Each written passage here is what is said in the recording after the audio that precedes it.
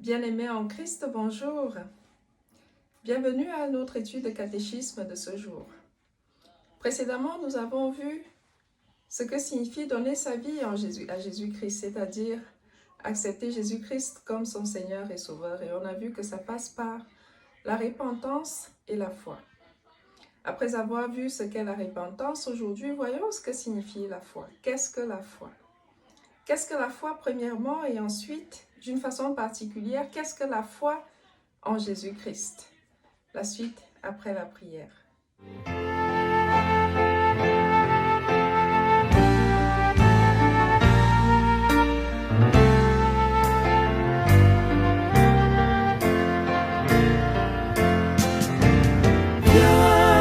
Esprit de Dieu vivant, sois le maître en moi.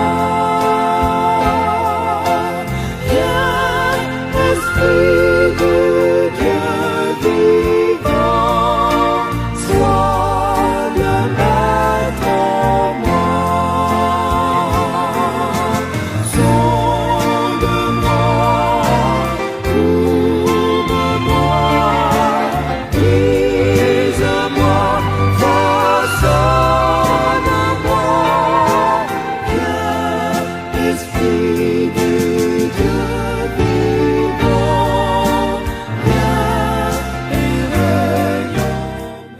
Au nom de Jésus-Christ, Amen. Qu'est-ce que la foi en Jésus-Christ?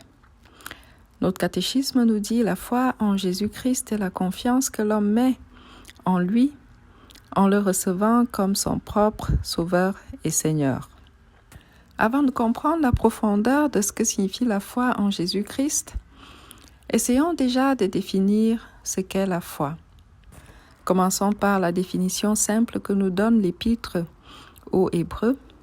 On peut lire dans Hébreux 11 que la foi est une ferme assurance des choses qu'on espère, une démonstration de celles qu'on ne voit pas. Déjà de cette définition simple, on comprend qu'il s'agit de l'espérance en une chose qui n'est pas forcément visible.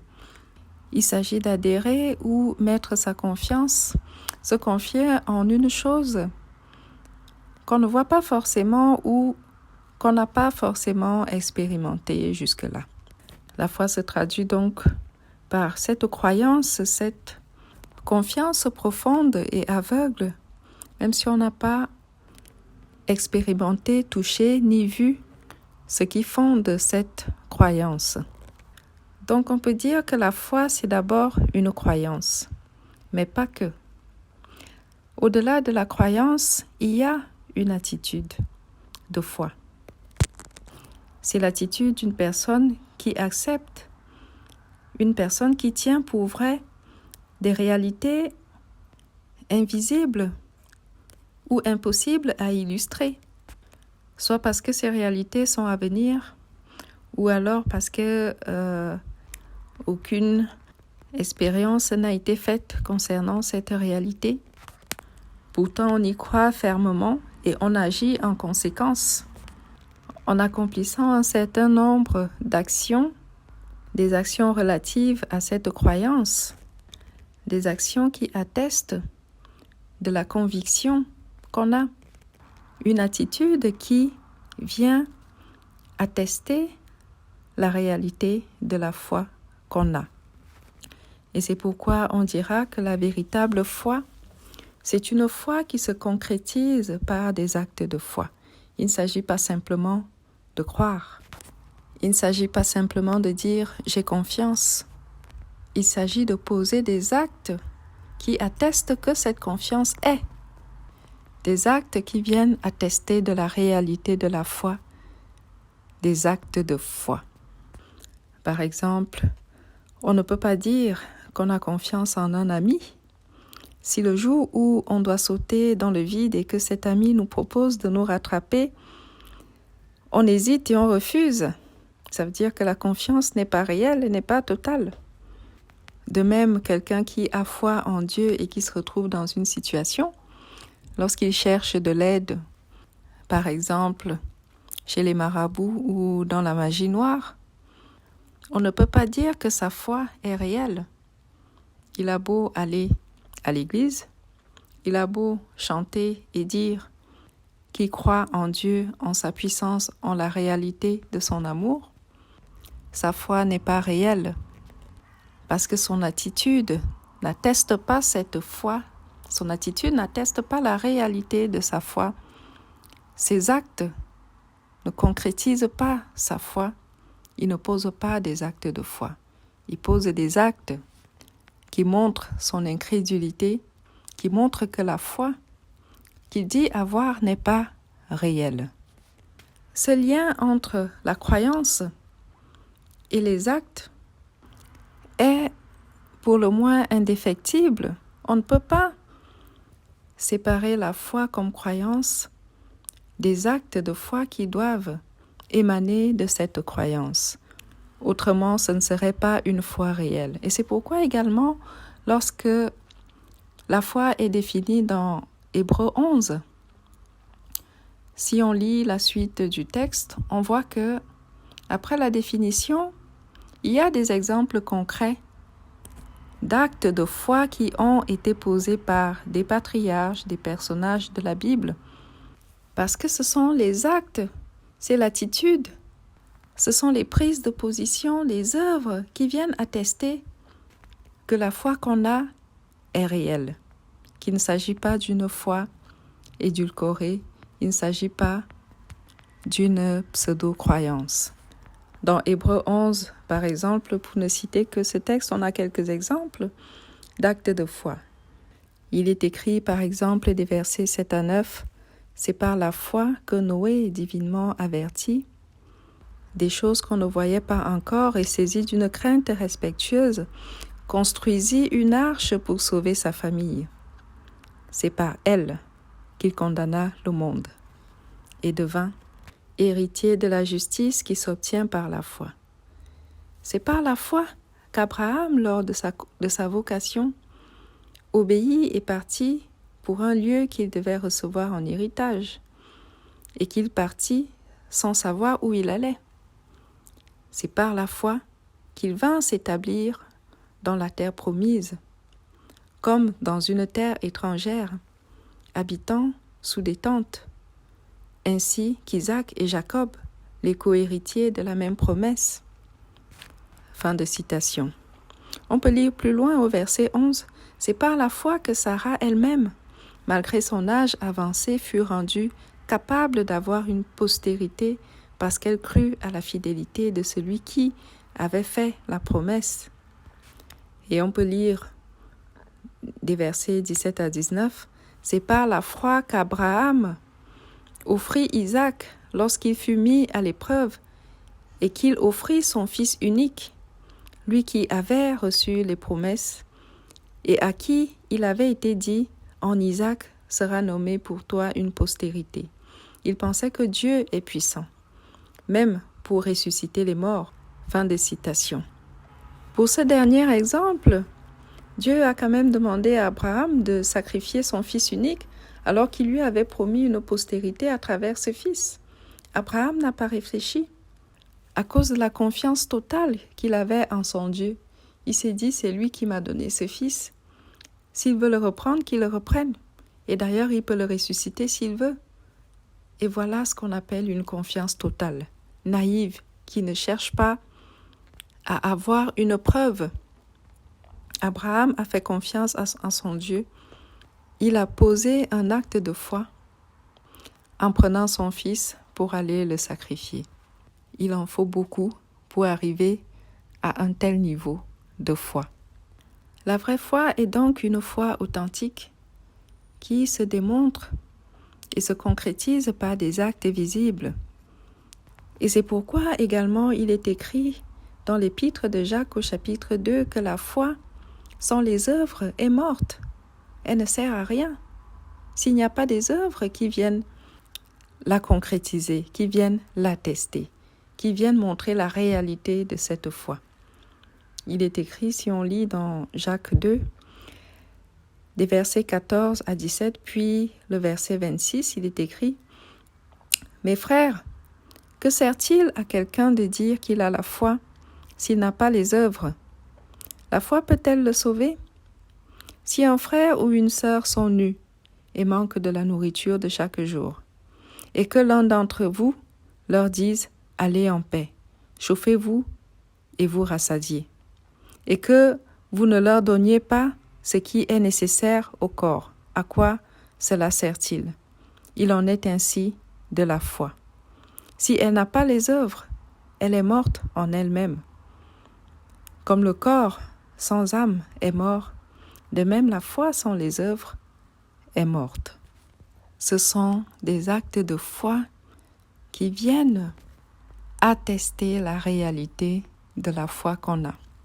Au-delà des exemples qu'on peut voir dans Hébreux, la Bible entière, l'Ancien comme le Nouveau Testament, est une source intarissable d'exemples d'actes de foi. Si nous regardons le parcours de Jésus-Christ, pour ne citer que quelques exemples, souvenons-nous de la femme qui souffrait de perte de sang, qui se savait souillée et qui, parce qu'elle avait foi en la puissance de Jésus-Christ, s'est dit, si je touche le rebord de son vêtement, je suis sûre que je serai guérie. Elle se dit ça, elle touche le vêtement de Jésus et le Seigneur sent une force partir de lui. Et il lui dit, ma fille, ta foi t'a sauvée, va en paix. On peut lire cette histoire dans l'Évangile selon Luc au chapitre 8, des versets 43 à 48. On peut aussi parler de l'histoire de la Cananéenne, qui par sa persévérance auprès de Jésus montre son niveau de foi. Elle aborde le Seigneur et lui dit, prends pitié de moi, Seigneur, fils de David, ma fille est tourmentée par un démon.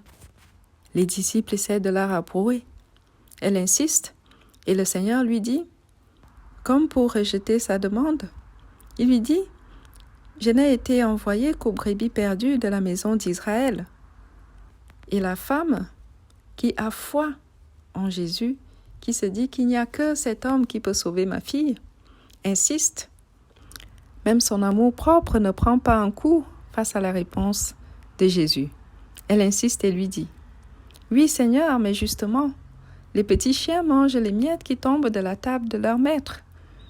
Comme pour dire, même s'il ne faut que des miettes, je veux bien de ces miettes. Le Seigneur Jésus lui répond, femme, grande est ta foi. Que tout se passe pour toi comme tu le veux. Et à l'heure même, sa fille fut guérie. Donc cette histoire également, on peut la lire dans Matthieu 15, des versets 21 à 28. Des exemples, il y en a tellement pour dire que la foi, c'est certes cette ferme conviction, une croyance sincère qu'on a des choses qu'on espère. Mais cette croyance n'est attestée que par une certaine attitude qui en découle. Une attitude qui va produire des actes de foi. Ces actes de foi qui viendront donc attester de la réalité de la foi. Et là, on pourra dire, cette foi est réelle et non une foi qui s'affirme juste de bouche. Maintenant qu'on a pu définir ce qu'est réellement la foi, il convient de savoir quel est l'objet de la foi, en qui nous avons foi. Quelqu'un peut très bien mettre sa foi et son espérance en autre chose. Certains disent par exemple, moi j'ai foi en la science, même si c'est que cette science a des limites. Ou d'autres en des puissances occultes ou en diverses choses. Pour ce qui nous concerne, chrétiens, notre foi est tournée vers Dieu en Jésus-Christ. Et c'est pourquoi le christianisme universel a ce credo, je crois en Dieu, le Père Tout-Puissant, et puis plus loin, je crois en Jésus-Christ et en l'Esprit Saint, donc au Dieu Trinitaire. La question de notre catéchisme aujourd'hui, c'était « Qu'est-ce que la foi en Jésus-Christ ?» Et la réponse nous dit « La foi en Jésus-Christ est la confiance que l'homme met en lui en le recevant comme son propre Sauveur et Seigneur. » Si nous lisons les Actes des Apôtres au chapitre 4, nous comprendrons cette réponse. Dans Acte 4, des versets 10 à 12, alors que Pierre vient d'être arrêté par les sacrificateurs et les responsables d'église alors qu'il annonçait la bonne nouvelle et que les gens voyaient bien les manifestations de l'esprit par des guérisons, il leur dit ceci: « Sachez-le tous et que tout le peuple d'Israël le sache, c'est par le nom de Jésus-Christ de Nazareth que vous avez crucifié et que Dieu a ressuscité des morts. C'est par lui que cet homme se présente en pleine santé devant vous. Jésus est la pierre rejetée par vous qui bâtissez et qui est devenue la principale de l'angle. Il n'y a de salut en aucun autre, car il n'y a sous le ciel aucun autre nom qui ait été donné parmi les hommes par lequel nous devions être sauvés. » Fin de citation. À la fin de ce texte, l'apôtre Pierre affirme que oui, c'est par le Christ que nous sommes sauvés, que nous avons le salut. Après avoir été condamnée à la mort éternelle, l'humanité n'avait plus droit au salut. Les hommes n'avaient pas droit à la vie éternelle. Il n'y avait aucun droit en dehors de la vie difficile et pathétique à mener sur terre et puis mourir. Mais le Christ a donné sa vie en rançon pour que la condamnation qui était sur les hommes soit levée et que par sa résurrection, une nouvelle chance de vie nous soit donnée, pour que le salut soit possible. C'est pourquoi l'apôtre Paul parlera du salut par la foi. Ce salut gracieusement offert par Jésus-Christ aux hommes au moyen de la foi, tout ce qu'il demande aux êtres humains, c'est d'avoir foi en lui. Parce que par la foi et les actes de foi qui en découleront, le chrétien, avec l'aide de l'Esprit envoyé par Dieu, pourra être réconcilié avec Dieu. Et de cette réconciliation découleront des œuvres dignes d'un enfant de Dieu.